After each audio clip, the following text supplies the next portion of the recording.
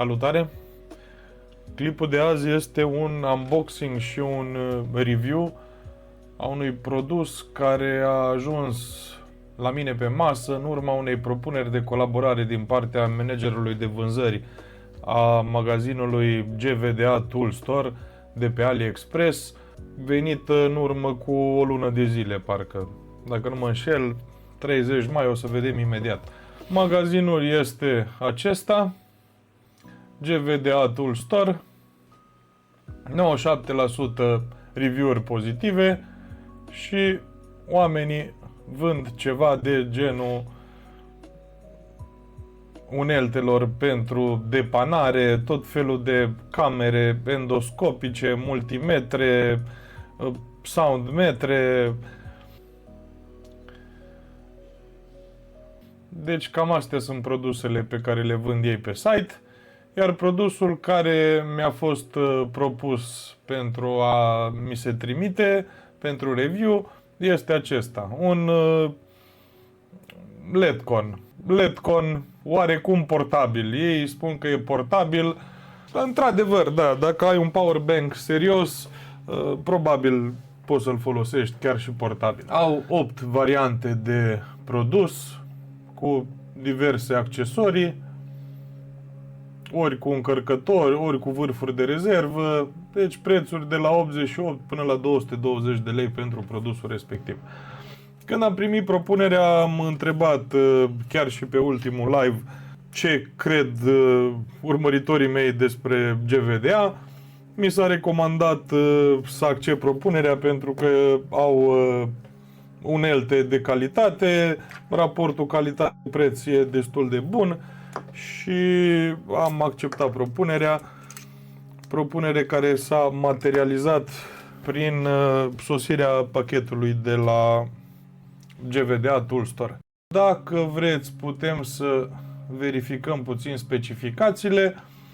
LED-conul respectiv se alimentează între 9 și 24 de volți, o putere maximă de 72 de W, 6 secunde încălzire rapidă, folosește un cablu Type-C to DC interface, adică într-o parte Type-C se conectează la o sursă de alimentare cu ieșire Type-C, în cealaltă parte e o mufă clasică de 5,25 parcă sau ceva de genul, 5,5. Corpul de metal, control de temperatură precis, 3 temperaturi care pot fi selectate, funcție manuală de sleep, elementul de încălzire încălzit intern și cu încălzire rapidă. Temperaturile setate, care pot fi setate sunt 300, 350 și 400 de grade. Cum am zis, alimentare 9-24 de volți. Lungimea LED-conului este cu vârf este 185 de milimetri, precizia plus minus 5% și greutatea produsului e 37 de grame. Cam ăsta ar fi produsul. Aici ne explică scurt și la subiect ce se întâmplă când îl alimentezi. Lumină verde în permanent aprinsă înseamnă un power on normal. O lumină verde care pulsează înseamnă sleep. O lumină roșie pornită tot timpul înseamnă că încălzirea a luat sfârșit, iar o lumină roșie care pulsează înseamnă că vârful tocmai se încălzește. Ia uitați aici că le-am și găsit. Vârfuri T12. Asta ar fi pachetul. Nu știu ce am în pachet, nu am deschis încă coletul. Și cam asta ar fi cum am ajuns în posesia lui. O să punem coletul pe masă și îi facem unboxing-ul. Asta e coletul. Mi-a ajuns ieri, a ajuns înaintea mea. Eu am fost plecat de acasă, coletul a ajuns înaintea mea. Și acum să vedem ce mi-au trimis oamenii aici. Da, mi-au trimis pachetul complet, se pare. După cum văd aici, nu știu dacă e și jucăria aia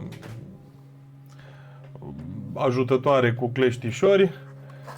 Aici pare a fi alimentatorul, da? E alimentatorul într-adevăr. Un alimentator de 65 de W pe care l-ați văzut și pe site. Ia să verificăm și specificațiile alimentatorului. Așa, un alimentator Power Delivery 5V 9, 12, 15, 20 de volți la 3,25 amperi. Se pare că nu are 24 de volți, deci cu alimentatorul ăsta vom putea alimenta la faza asta, 20 de volți cu 3,25 amperi. Pentru 24 de volți o să încerc să folosesc sursa mea de alimentare. Așa, asta a fost primul lucru din pachet. Ia să vedem ce avem aici. O fi chiar... nu, e un suport. E un suport pentru LED-con. Cu burete, cu suport. Îl pui frumos pe masă, să poți să pui LED-conul în el când te oprești din lipit. Ia să vedem ce avem aici. O secundă să desfac.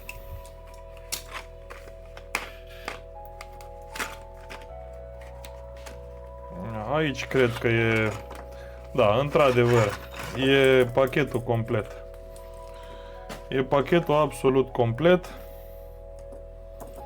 Aha, deci aici chestiile astea se înșurubează în baza asta în care poți și curăța și sprijini LED-conul.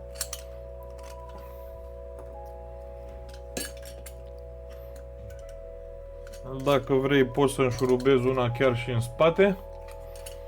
Dacă ai nevoie. Foarte simpatic suportul ăsta. Chiar foarte simpatic. Și cleștișorii.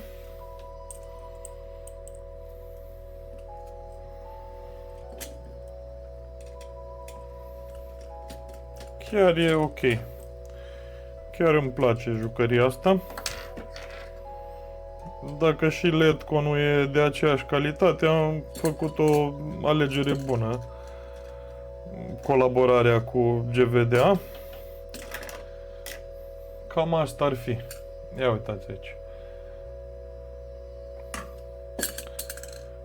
Și aici poți să ții, să pui două fire la lipit. Bineînțeles, dacă le strângi astea serios aici, nu o să se miște, o să stea frumos și o să poți să lucrezi cu el.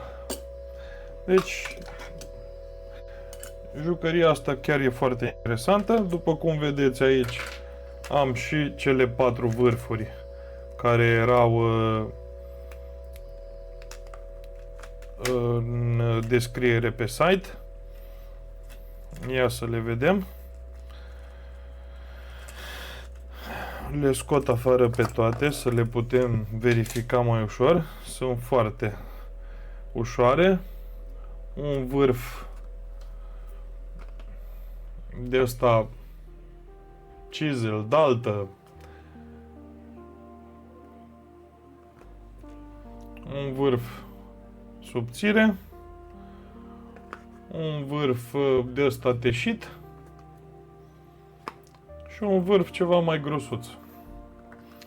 Astea sunt vârfurile de rezervă care mi le-au trimis. Și acum ce să facem? Scoatem jucăria principală.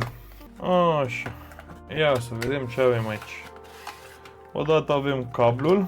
Înăuntru este și manualul pe care mă voi încăpățâna și nu o să-l citesc. Cablu de alimentare și asta este LED-conul GVDA și văd că mai avem un vârf la el. E vârful daltă cel mare, cel pe care îl folosesc eu de obicei pentru că are mai multă putere și are și vârf, deci e excepțional că l-am și pe ăsta. Chiar mă bucur.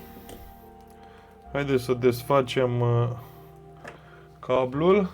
Momentan nu o să folosesc încărcătorul lor, dar aș putea să-l și folosesc. Îl conectăm aici și ia să vedem ce tensiune avem aici. Sunt curios de tensiune pentru că e puțin interesant. Nu știu cum solicită partea de power delivery, cum cere la încărcător tensiunea necesară. Vom vedea imediat ce tensiune avem aici. 20 de volți. Deci, probabil cablul ăsta așa e făcut încât să negocieze 20 de volți cu alimentatorul. Și în momentul în care îl conectăm aici,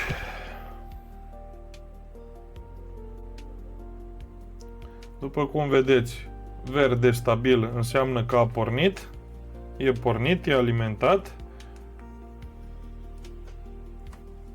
Haideți să punem pe microscop să vedeți. Asta înseamnă prima temperatură 300 de grade se încălzește și momentan s-a încălzit. Ia să vedem cum stăm cu vârful. Cum e? E excepțional chiar. E chiar excepțional. S-a încălzit foarte rapid și s-a încălzit foarte bine. Deci chiar sunt mulțumit de viteza asta de reacție și de cum arată vârful. E super ok și e doar la 300 de grade. Bun. Vrem mai mult? 350 de grade. Vrem mai mult? 400 de grade. O să punem și pe un senzor de temperatură să vedem, dar vârful arată excepțional. Momentan ce pot să vă arăt? O să vă arăt cum încercăm să luăm o componentă True Hole jos cu el pe 400 de grade. Și ce să iau? Încerc să iau bobina asta jos de aici. Deocamdată nu o să folosesc flux. Vreau să văd cum merge fără flux.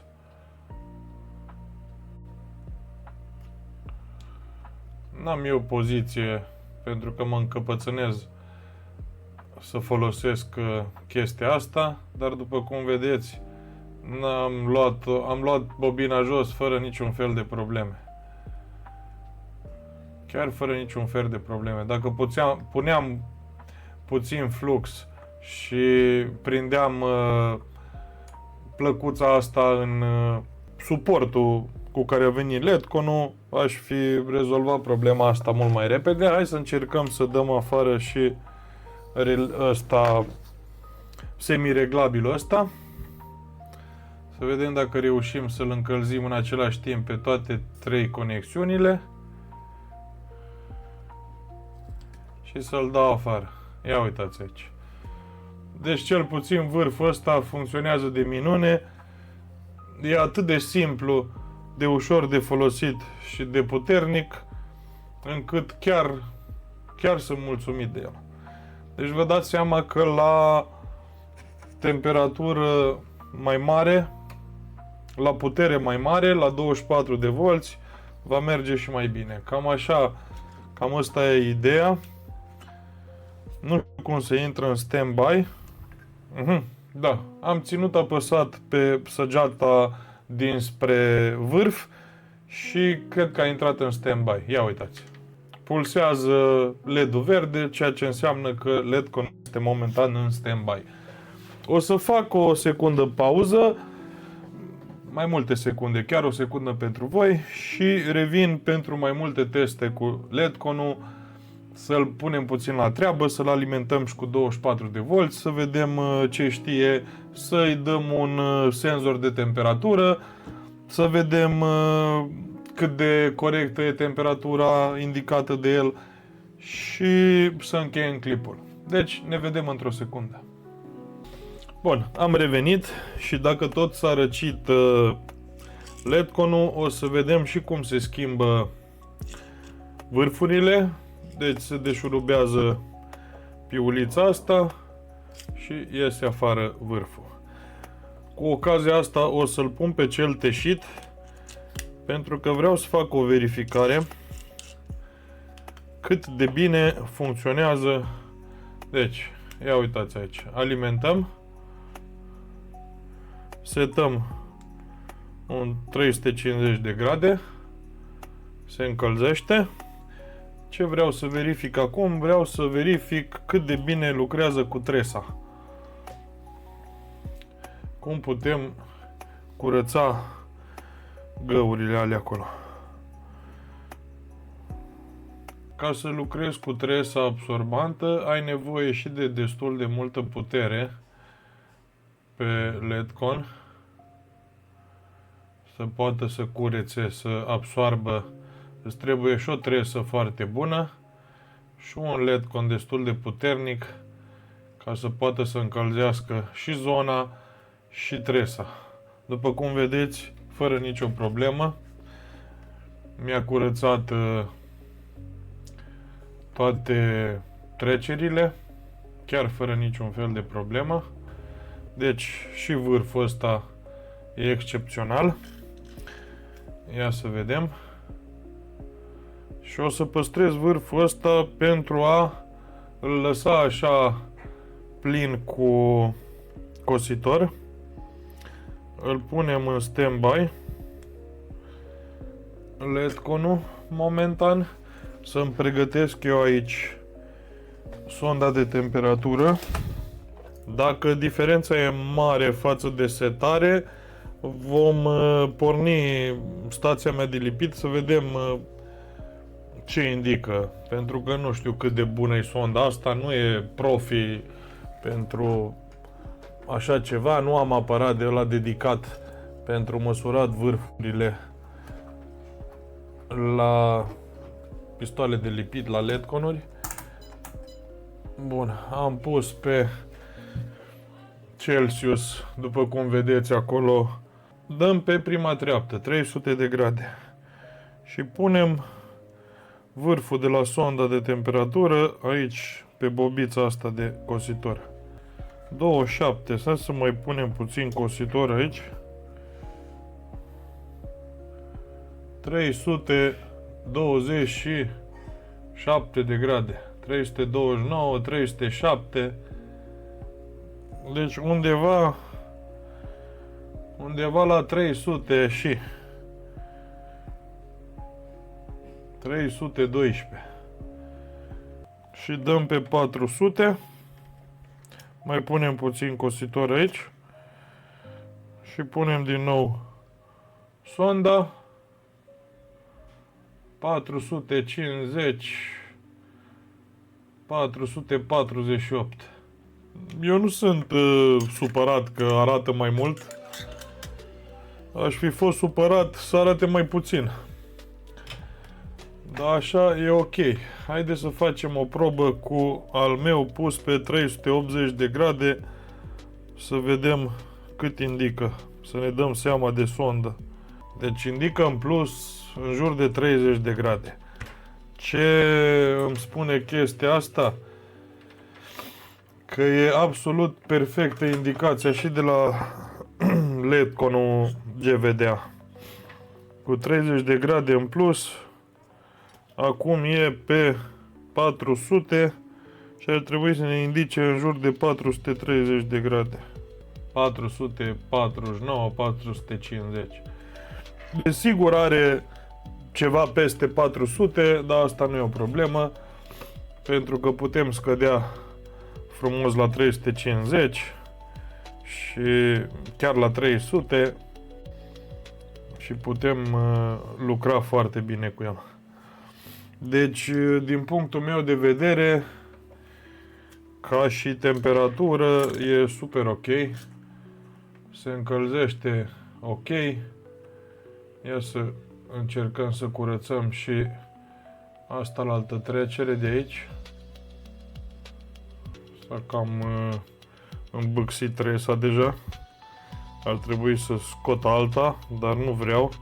Vreau tot cu asta să vedem ce putem face cu bucata asta.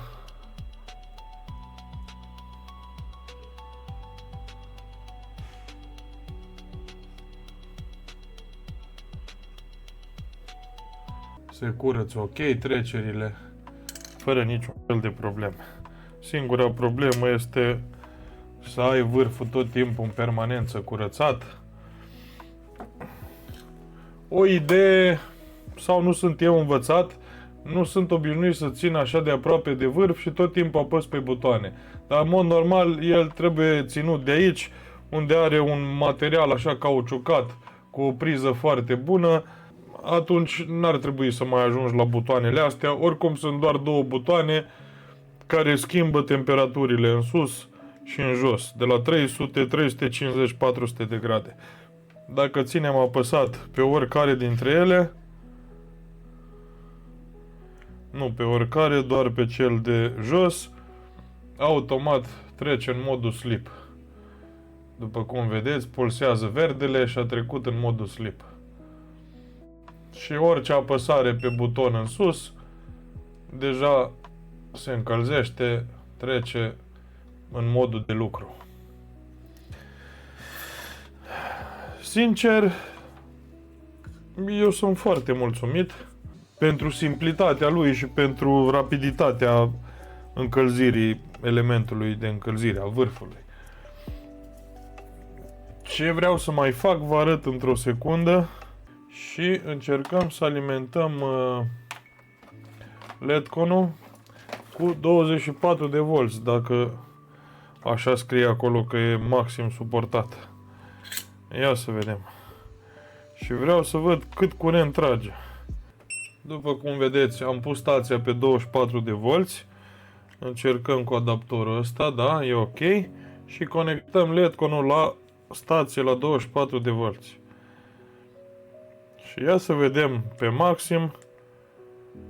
Trage 3,4 amperi.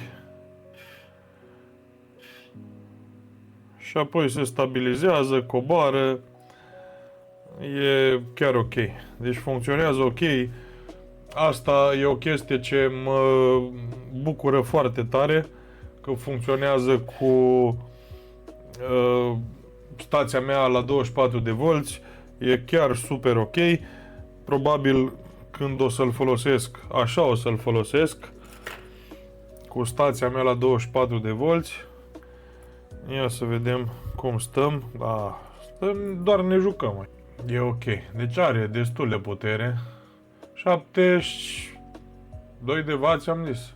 3 cu 24, da, 72 de W. Să știți că nu e puțin pentru așa ceva.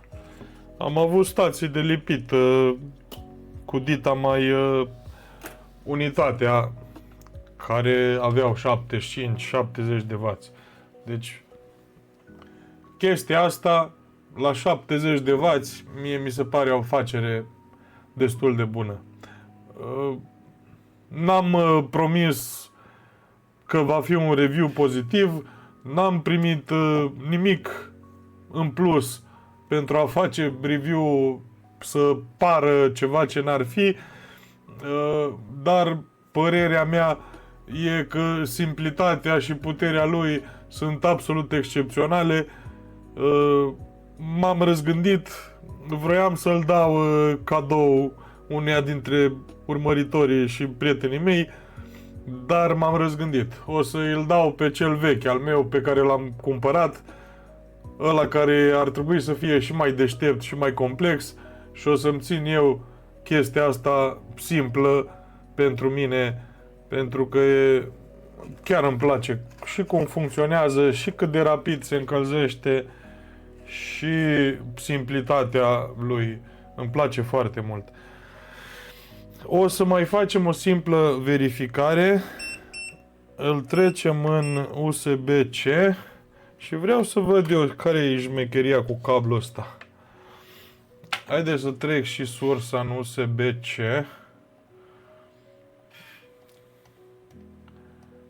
Așa, în Type-C. Și să introducem cablul ăsta, să vedem ce se întâmplă.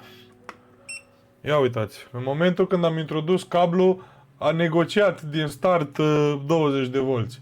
Deci cablul ăsta are undeva în mufa ori aia, ori asta, un chip care negociază sau ceva care negociază cu alimentatorul cei 20 de volți. Îl introducem aici, îi dăm pe maxim și vedem că trage până în 3 amperi. Un maxim de 55-60 de W. Și acum scade frumos, e termocompensată, deci trage curent doar în momentele când e nevoie pentru a menține temperatura vârfului în lucru și în timpul stand-by-ului. Și acum încercăm să-i dăm un sleep și vedem că nu mai trage absolut nimic. E tot conectat, a trecut în sleep, în modul sleep și nu mai trage absolut nimic în modul sleep. Cam asta ar fi review-ul de azi. Nu știu dacă ar mai fi ceva de zis despre el. Specificațiile le-am spus, unboxing-ul l-ați văzut, în lucru l-ați văzut, funcționează chiar nesperat de bine. Într-adevăr, GVDA, bravo, faceți niște lucruri simple și calitative. Chiar voi fi curios pe mai departe dacă vom mai avea șansa să colaborăm și de alte device-uri create de GVDA. E unul dintre cele mai simpatice LED-conori pe care le-am testat. În afară de stația mea pe care o folosesc momentan, cred că e cel mai puternic și rapid LED-con pe care l-am avut în mână.